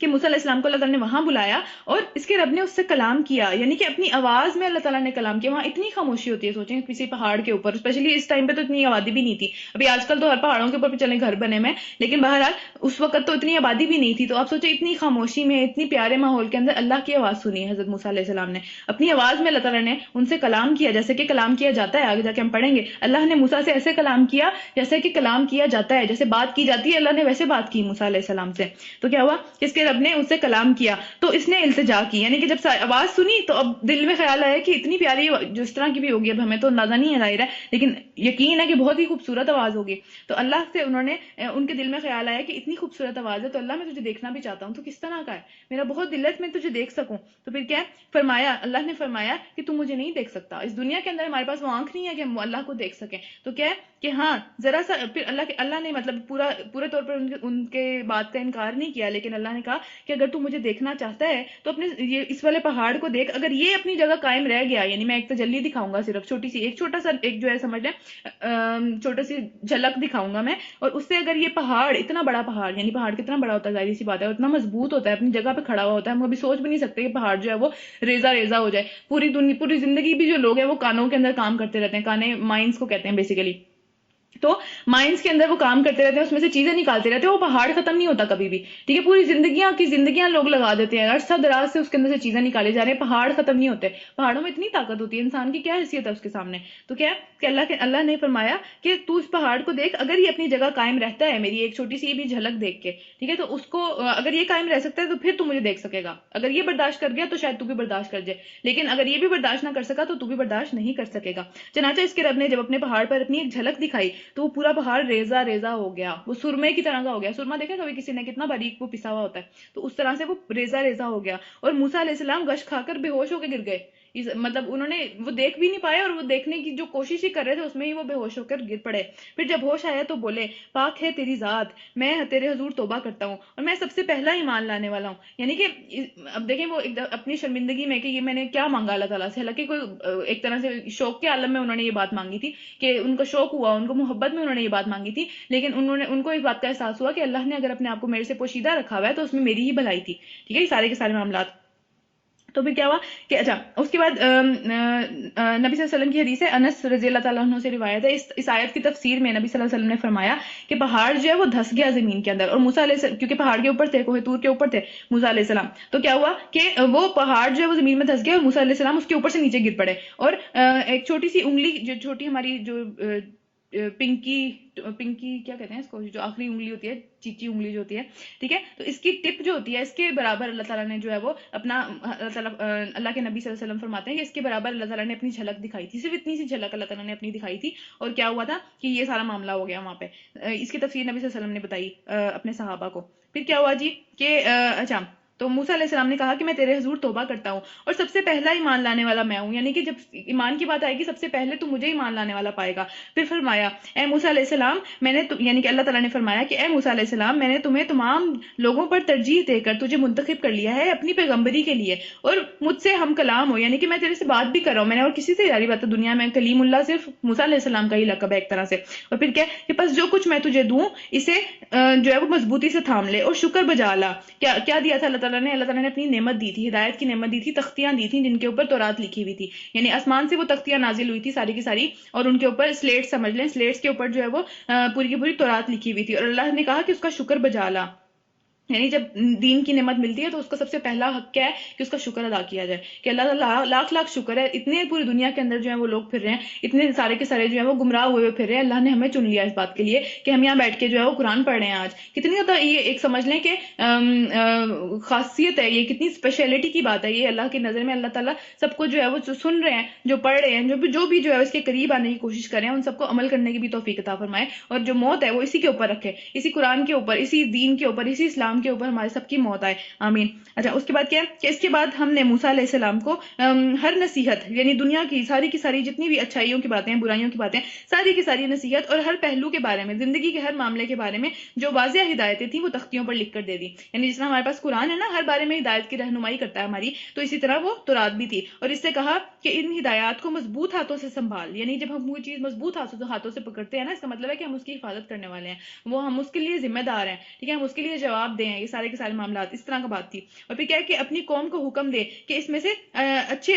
اس کی ساری بہتر مفہوم کی جو ہے وہ اس کو فالو کریں، یعنی کہ باقی ادھر ادھر سے بھی وہ باتیں سنیں، لیکن جو سب سے بہترین عمل وہ سنیں، یا جو بہترین سب سے زیادہ اس میں سے بات سنیں، یعنی ساری ہی بہترین ہے، لیکن لوگوں کی باتوں کے اندر سے لوگوں کے مفہوم جو نکالیں، لوگ جو اس کی تفاسیر کریں، اس میں سے جو بہترین ہو، اللہ سے سب سے زیادہ قریب ہو، اس کی پیروی کریں وہ. کیونکہ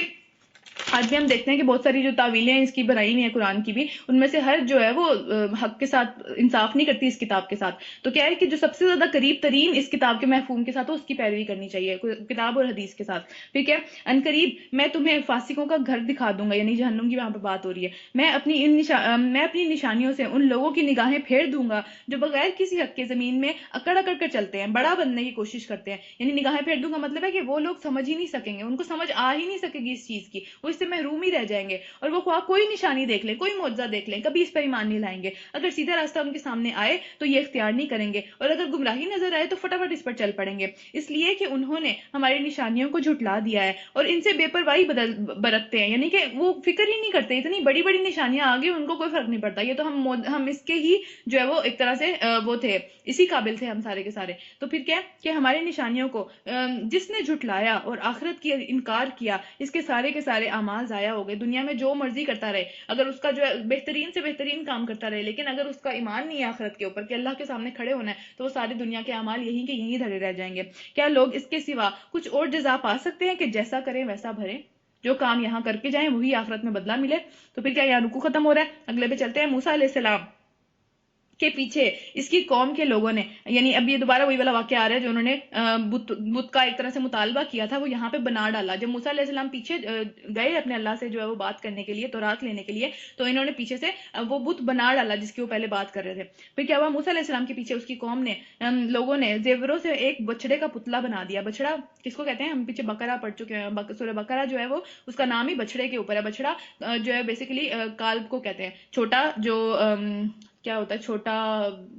گائے اس طرح کی، یعنی کہ ابھی جو جوان نہیں ہوئی وہ ہوتی، بچہ ہوتا ہے گائے کا، اس کو کہتے ہیں. پھر کیا کہ اپنے زیوروں سے بچڑے کا ایک پتلا بنا دیا ہے. اپنے زیور سارے اکٹھے کیے اور سونے چاندی ہیرے موتیوں کا جو ہے وہ ایک پتلے کی شکل بنا دی بچڑے کی، جس میں سے بیل کی آواز نکلتی تھی. یعنی جب اس میں سے ہوا گزرتی تھی تو ظاہر ہم باجا جو بجاتے ہیں، سیٹی بجاتے ہیں، تو وہ ایک ہوا اسپیسیفک اینگل سے گزرتی ہے، اس کی آواز آنی شروع ہو جاتی ہے. تو جب انہوں نے اس میں سے بیل کی آواز نکلتی ہوئی سنی، انہوں نے کہا یہی خدا ہے، یہی ہے خدا. یہ کس طرح کا معجزہ ہو گیا؟ تو خیر،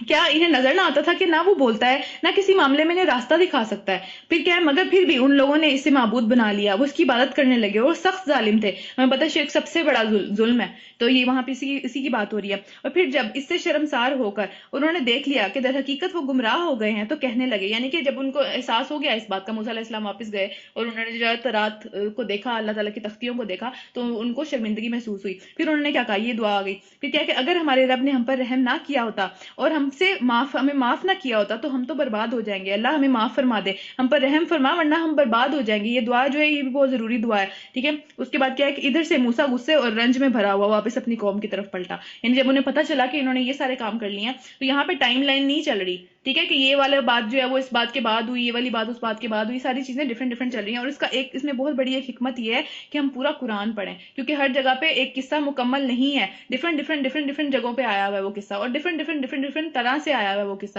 ایک ہی بات ریپیٹ نہیں ہوئی ہوئی. تو اس میں کتنی بڑی اللہ تعالیٰ کی حکمت ہے کہ ہمارے اندر وہ کیوروسٹی جو ہے، اچھا پھر کیا ہوا، اچھا آگے پیچھے کیا ہوا، اس کے بعد کیا ہوا. کیونکہ کہانیاں سننے کا ہم سب کو بڑا شوق ہوتا ہے، ہم ڈرامے دیکھتے ہیں، موویز دیکھتے ہیں، تو ہمارے دماغوں میں وہ چیز ٹھہر جاتی ہے. تو اللہ تعالیٰ کی یہ حکمت ہے کہ اللہ تعالیٰ نے کہانیوں کو پوری کتاب میں جو ہے وہ ڈیوائڈ کر دیا ہوا ہے، کہیں بھی ایک پوری سٹوری نہیں آ رہی. تو کیا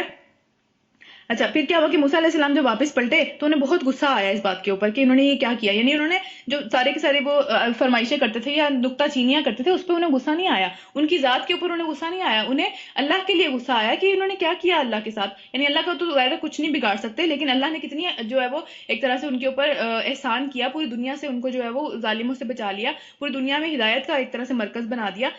لیکن انہوں نے پھر یہ کیا کیا، تو آتے ہی اس نے کہا بہت بری جو جانشینی ہے تم لوگوں نے میری بات کی. یعنی کہ میں تم لوگوں کو اس بات پہ چھوڑ کے گیا تھا کہ اللہ کا ہی جو ہے وہ حکم ماننا، اللہ نے احسان کیا اس کا شکر گزار بننا، لیکن تم لوگوں نے کیا کیا. کیا تم سے اتنا بھی صبر نہیں ہو سکا؟ کیا تمہیں 2 منٹ نہیں تم سے صبر ہو سکا کہ جو بات آنے والی تھی، جو حکم اللہ تعالیٰ کی طرف سے آنے والا تھا، تم اس پہ ہی صبر کر لیتے، اس پہ تھوڑا سا ٹھہر جاتے. اتنی جلدی کیا تھی تمہیں؟ تو پھر کیا کہ تمہیں بس عبادت کرنے کی بڑی ہوئی تھی، کسی کی بھی کر لیں، ایک واضح حکم تو آ جاتا، اس کے بعد کر لیتی عبادت. پھر کیا کہ پھر اپنے رب کے حکم کا انتظار ہی کر لیتے، اور تختیاں پھینک دی اس نے، اور اپنے بھائی کو پکڑ لیا، اپنے بھائی کے سر کے بال پکڑ لیے اور اسے کھینچا کہ تم نے یہ کیا کیا، تم نے کیسے یہ انہیں دیا میرے پیچھے. بہت غصہ آیا انہیں حضرت موسیٰ علیہ السلام کو. تو پھر کیا ہارون جو ان کے بھائی تھے، انہوں نے ہارون علیہ السلام نے کہا اے میرے ماں کے بیٹے، یعنی انہوں نے کیا کہا، ان کو نرم لہجے سے ان سے بات کی کہ میرے ماں کے بیٹے، تجھے تیرا بھائی اس لحاظ سے ہوں کہ ہم دونوں ماں شیئر کرتے ہیں ایک، تو ٹھیک ہے تجھے میرا لحاظ نہیں ہے، ماں کا لحاظ رکھ. نرم کرنے کے لیے. پھر کیا ان لوگوں نے مجھے کمزور بنا لیا تھا, یعنی مجھے ڈراتے اور دھمکاتے تھے کہ اگر تم, میں اکیلا رہ گیا تھا ان سب کے درمیان میں, اور قریب تھا کہ مجھے مار ہی ڈالتے, بس تو دشمنوں کو مجھ پہ ہنسنے کا موقع نہ دے کہ آج وہ میرے پہ ہنسے کہ ہاں یہ جو ہے بڑا جو بھائی کے پیچھے لگا ہوا تھا, تو آج بھائی دیکھو اس کے ساتھ کیا کر رہا ہے, تو لوگوں کو میرے پہ ہنسنے کا موقع نہ دے, اور ظالم گروہ کے ساتھ مجھے شامل نہ کر, میں نے ظلم نہیں کیا, یہ سب کے سب ان کا اپنا ظلم ہے.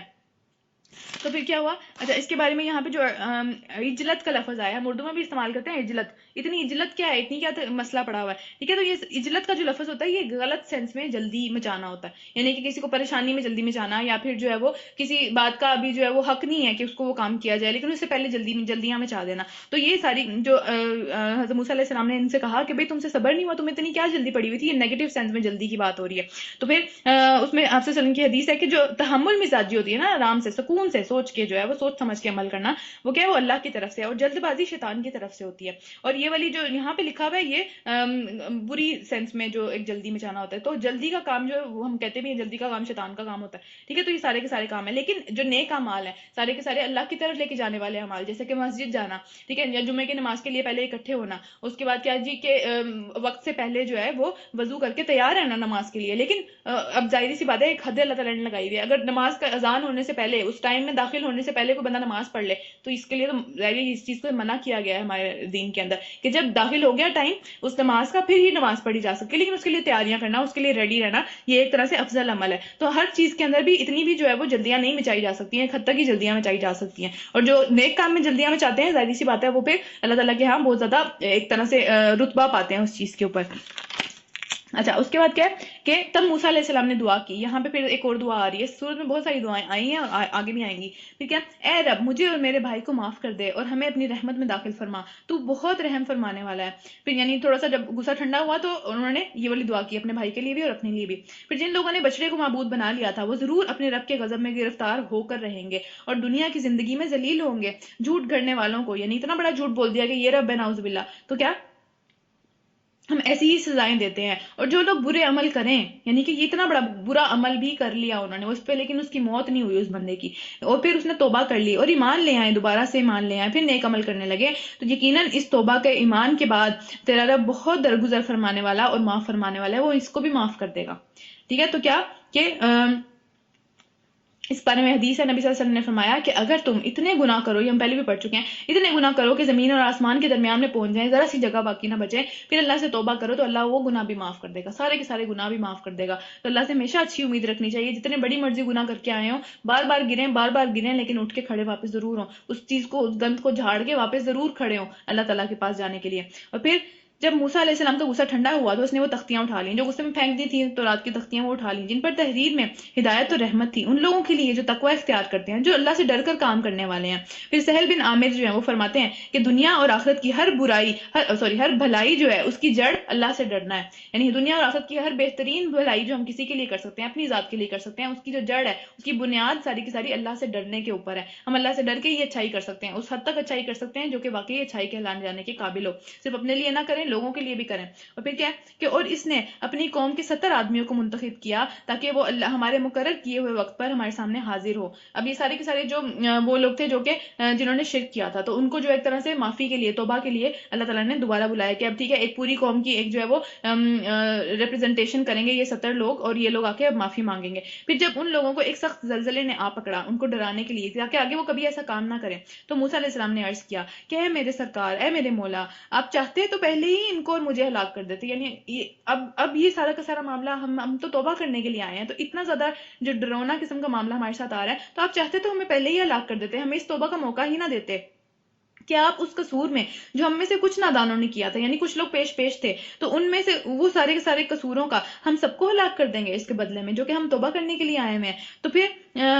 یہ تو آپ کی ڈالی ہوئی ایک آزمائش تھی جس کے ذریعے سے آپ جسے چاہتے ہیں گمراہی میں مبتلا کر دیتے ہیں اور جسے چاہتے ہیں ہدایت بخش دیتے ہیں. یعنی کہ اس سارے کے سارے جو معاملہ ہوا یا پھر یہ جو زلزلہ آیا ہے سارا کا سارا, اس کے ذریعے سے کچھ لوگ کیا کہیں گے, کچھ لوگ جو ہے وہ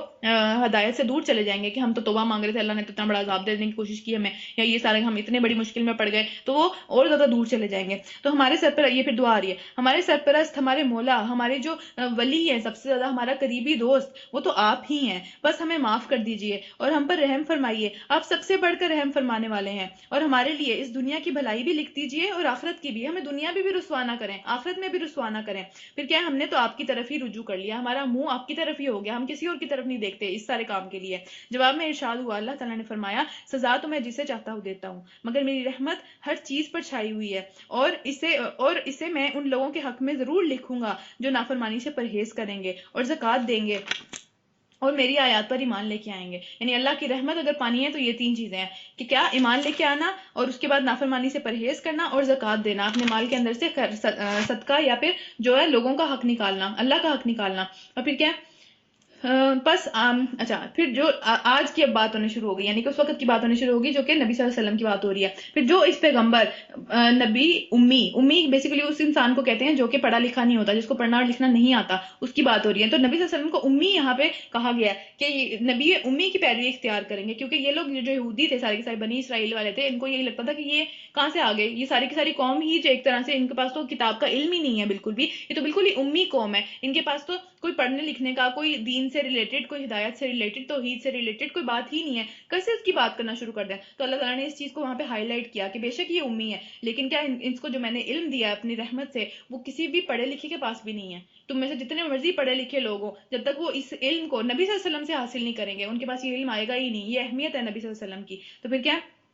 کی پیروی اختیار کریں، جس کا ذکر انہیں اپنے ہاں تورات اور انجیل میں لکھا ہوا ملتا ہے. دونوں کے اندر حضرت موسیٰ علیہ السلام نے بھی نبی صلی اللہ علیہ وسلم کی جو ہے وہ خوشخبری دی تھی، اور حضرت عیسیٰ علیہ السلام نے تو ڈیفینیٹلی دی تھی، یہ ان کے بعد آنے والے نبی ہی نبی صلی اللہ علیہ وسلم تھے. اور انہیں نیکی کا حکم دیتا ہے، یعنی نبی صلی اللہ علیہ وسلم جو ہے وہ نیکی کا حکم دیتے ہیں اور برائی سے روکتے ہیں. ان کے لیے ساری پاک چیزیں حلال اور ناپاک چیزیں حرام کرتا ہے، اور ان پر سے وہ بوجھ اتارتا ہے اور وہ بندشیں کھولتا ہے جس میں وہ جکڑے ہوئے تھے. لوگ اپنے آپ کو جو کلچرل ویلیوز ہوتی ہیں، جو کلچرل ایک طرح سے ٹریڈیشنز چل رہے ہوتے ہیں، ان میں باندھ لیتے ہیں. اسلام جو ہے وہ ہمیں ان سب چیزوں سے آزاد کر دیتا ہے. اسلام کہتا ہے کہ یہ چیزیں ضروری ہیں، یہ ساری چیزیں چھوڑ دو، ان میں سے اتنی مشکلات، ان میں سے ساری کی ساری جو معاملات تم نے خود اپنے اوپر جو ہے وہ باندھ کے رکھے ہوئے ہیں، ان سب کی سب چیزوں کو چھوڑ دو، اپنے آپ کو ہلکا کر لو. ٹھیک ہے،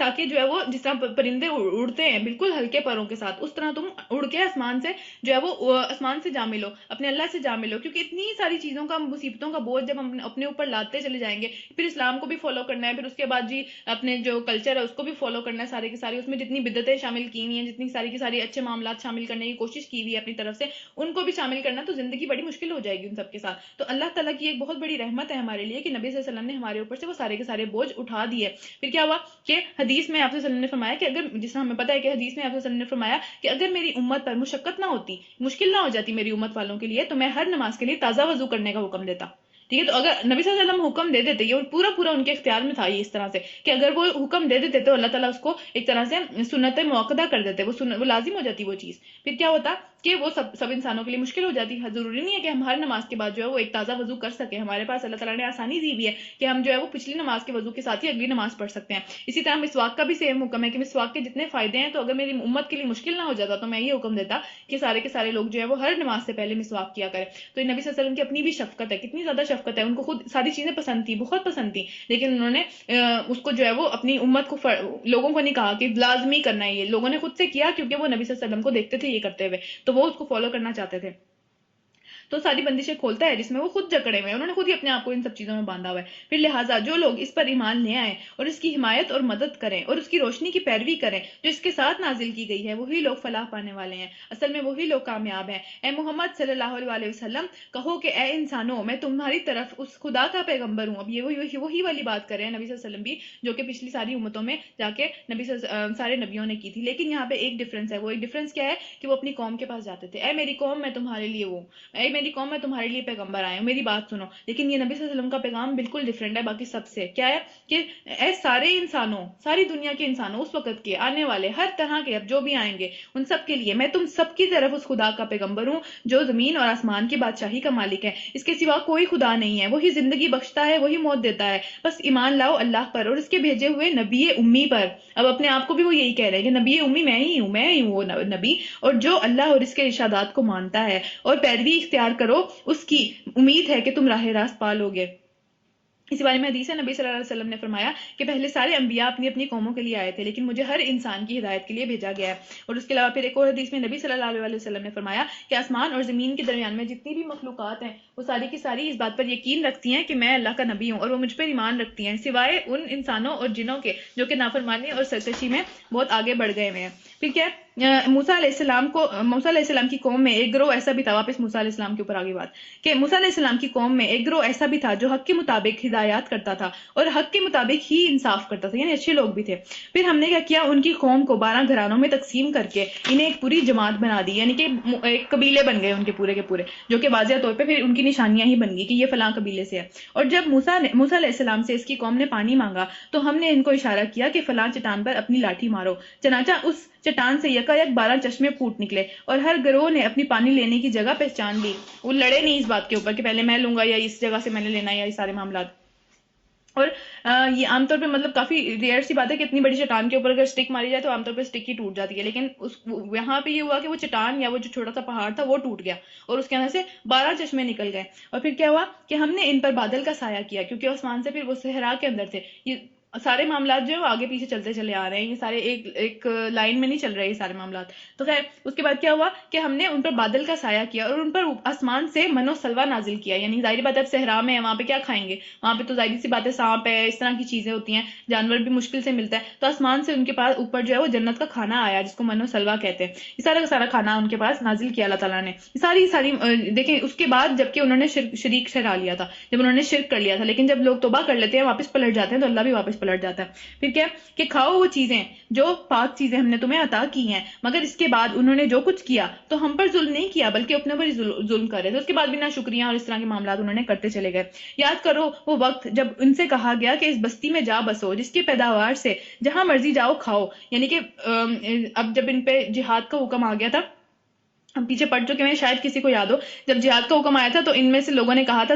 سورہ بقرہ کے اندر ہم نے پڑھا تھا کہ ان لوگوں نے کہا تھا کہ ہمیں تو بہت ڈر لگتا ہے، وہاں پہ تو بہت ڈرونی قسم کی ایک قوم رہتی ہے، تو موسیٰ تم جاؤ اور تمہارا رب جائے، ہم نہیں جا کے جہاد کریں گے۔ تو یہ بھی فلسطین کی ہی بات ہو رہی ہے، اس میں جانے سے پہلے تو کیا ہوا تھا کہ جب وہ انہوں نے ایک وقت آیا کہ پھر ظاہر ہے انہوں نے فتح کر لیا، ایک وقت آیا کہ وہ انہوں نے جہاد کیا اور انہوں نے اس کو فتح کر لیا، لیکن یہ بات موسیٰ علیہ السلام اور ہارون علیہ السلام کی وفات کے بعد کی بات ہے، جب اللہ تعالیٰ نے حکم دیا تھا کہ اب 40 سال جو ہے وہ تم اسی زمین میں بھٹکتے پھرو گے، اب تم نہیں جا سکتے، اب تمہیں کوئی فتح نہیں ملے گی کیونکہ تم اپنے نبی کا ساتھ نہیں دے رہے۔ تو خیر یہ سارے معاملات آگے پیچھے کے چل رہے ہیں، تو خیر اس کو جو ہے وہ انشاءاللہ تفسیر کے اندر ہم ایک پوری اس میں پڑھیں گے۔ بہرحال تو جہاں مرضی سے کھاؤ پیو اور معافی مانگتے ہوئے داخل ہو شہر کے اندر، یعنی کہ اس طرح سے غرور کے اندر جب ہم کسی چیز کو فتح کر لیتے ہیں تو اس میں غرور آ جاتا ہے کہ بس اب تو یہ ہمارا ہے، اب جتنے لوگ ہیں ان کو جتنا مرضی نقصان پہنچاؤ کوئی روکنے ٹوکنے والا نہیں ہے۔ تو اللہ تعالیٰ نے کہا کہ معافی مانگتے ہوئے داخل ہو اور شہر کے دروازے میں سجدہ ریز ہوتے ہوئے داخل ہو، یعنی کہ ایک عاجزی کے ساتھ داخل ہو، اپنا تکبر میں نہ پڑ جانا، پھر ہم تمہاری خطاؤں کو معاف کر دیں گے اور نیک رویہ رکھنے والوں کو مزید فضل سے نوازیں گے، یعنی کہ صرف خطائیں معاف نہیں کریں گے معافی مانگنے پہ،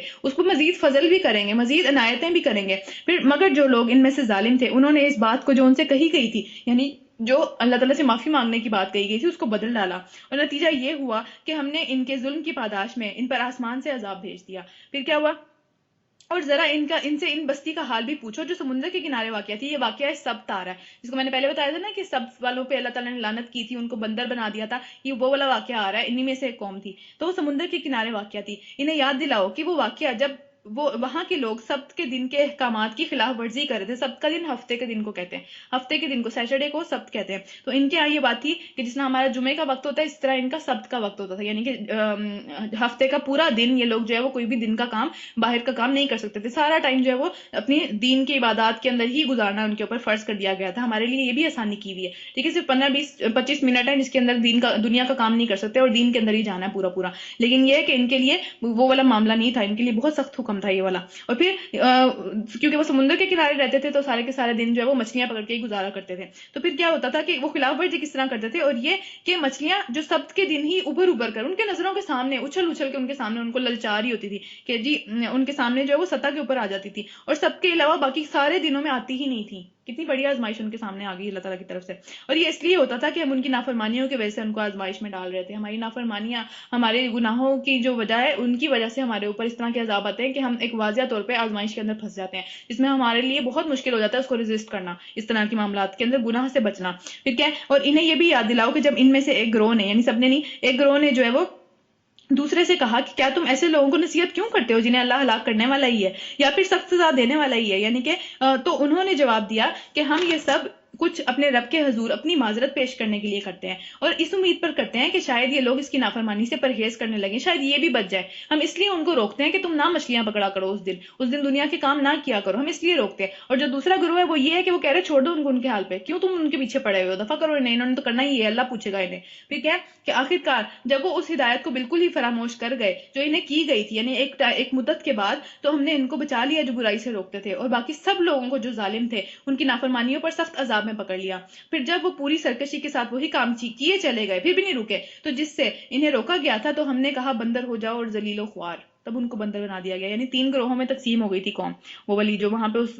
دریا کے کنارے یا سمندر کے کنارے رہتے تھے، وہ 3 گروہوں میں تقسیم ہو گئی تھی۔ ایک وہ تھا جو کہ خود یہ کام غلط کرتا تھا، ٹھیک ہے، اور دھڑلے سے کر رہے تھے وہ یہ غلط کام، اور دوسرے وہ تھے جو کہ غلط کام خود تو نہیں کرتے تھے لیکن انہیں بھی روکتے بھی نہیں تھے، اور دوسرے جو روک بھی رہے ہوتے تھے انہیں کہتے تھے کہ بھئی زندگی ایک ہی دفعہ ملی ہوئی ہے، کرنے دو انہیں، کوئی بات نہیں، اللہ ہی پوچھے گا ان کو، تو اللہ نہیں جو ہے نا وہ بری مار ان کو پڑے گی اللہ سے، ان کو چھوڑ دو تم ان کے حال پہ۔ اور تیسرے وہ تھے جنہیں صرف اپنی فکر نہیں تھی، انہیں سب کی فکر تھی، وہ چاہتے تھے کہ یہ لوگ پلٹ جائیں، نہ کریں ایسی حرکتیں۔ تو اللہ تعالیٰ نے جب عذاب آیا قوم کا تو وہ باقی 2 گروہوں کے اوپر آیا، سوائے اس گروہ کے جو کہ اپنی فکر بھی کرتے تھے اور دوسروں کی بھی فکر کرتے تھے، یعنی کہ جو دوسروں کو بھی روکتے تھے برائی کرنے سے اور خود بھی رکے ہوئے تھے، صرف یہ نہیں سوچتے تھے کہ بس ہم رک جائیں اور ان کے تو اللہ کی مار ہی پڑے ان کے اوپر، تو کتنا سمجھایا انہیں، بس ٹھیک ہے دفعہ کرو۔ تو ان کا اس طرح کا ایٹیٹیوڈ نہیں تھا، تو اس لیے یہ والا ایٹیٹیوڈ مطلب ہمیشہ اللہ تعالیٰ کی سنت ہے یہ بات کہ جب بھی جو وہ لوگ ہیں جو کہ اس کام کے اوپر لگے ہوئے ہوتے ہیں، اس کے لیے دعائیں کر رہے ہوتے ہیں کہ اللہ تعالیٰ ان کو بچا لے، اس کے لیے کوششیں کر رہے ہوتے ہیں، ٹھیک ہے، تو وہ لوگ ہمیشہ اللہ تعالیٰ ان کے اوپر عذاب نہیں لے کے آتے کیونکہ وہ سچے خیر خواہ ہوتے ہیں۔ لیکن جو لوگ اپنے ساتھ سیلفش ہوتے ہیں کہ خود تو بچ رہے ہوتے ہیں لیکن دوسروں کی ان کو فکر نہیں ہوتی، وہ کہتے ہیں کہ بس ٹھیک ہے کرتے چلنے دو، جو کچھ بھی کریں، جتنی زیادتیاں کریں کرنے دو، تو وہ لوگ بھی عذاب کی زد میں آ جاتے ہیں۔ تو ہمیں یہ بات سوچنی ہے کہ ہم ان تینوں گروپس میں سے کس گروپ کے اندر کھڑے ہوئے ہیں، کیا ہم روکتے ہیں، کیا ہم لوگوں کو اچھی نصیحت کرتے ہیں، کیا ہم لوگوں کے لیے فکر مند ہوتے ہیں کہ یار یہ کس راستے پہ چل رہے ہیں سارے کے سارے، ٹھیک ہے۔ تو کیونکہ جب عذاب آئے گا تو دونوں گروپس کے اوپر آئے گا، چاہے کر رہے ہو چاہے نہ کر رہے ہو، چاہے ہم سمجھ رہے ہو کہ ہم تو نہیں نہ کر رہے لیکن یہ لوگ تو ہے ہی بہت برے، ان کے ساتھ تو ہونا ہی برا چاہیے، ان کے ساتھ تو وہ مار پڑے گی اللہ کی کہ لگ پتہ جائے گا، تو یہ نہیں پتا ہوتا کہ خود بھی اسی زد میں آنے والے ہیں، اللہ نہ کرے، کیونکہ ہم نے اپنا کام نہیں کیا، ہم نے روکنے کا کام نہیں کیا، چاہے کوئی سن رہا نہیں سن رہا، ہم سے ہمارے سوال کے بارے میں پوچھا جانا ہے خود کیا کر کے آئے ہو، اس نے کیا کیا وہ اس کا مسئلہ ہے، تم نے کیا کیا، ٹھیک ہے۔ تو یہ معاملہ بہت زیادہ سیریس ہے، اس کو جو ہے وہ بہت سیریس لینے کی ضرورت ہے، اور اس کے بارے میں اپنے آپ کو جج کرنے کی بھی ضرورت ہے۔ اس کو انشاءاللہ یہیں تک پڑھیں گے اور آگے جو ہے وہ انشاءاللہ کل ختم کریں گے۔ ربنا تقبل منا انک انت السمیع العلیم وتب علینا انک انت التواب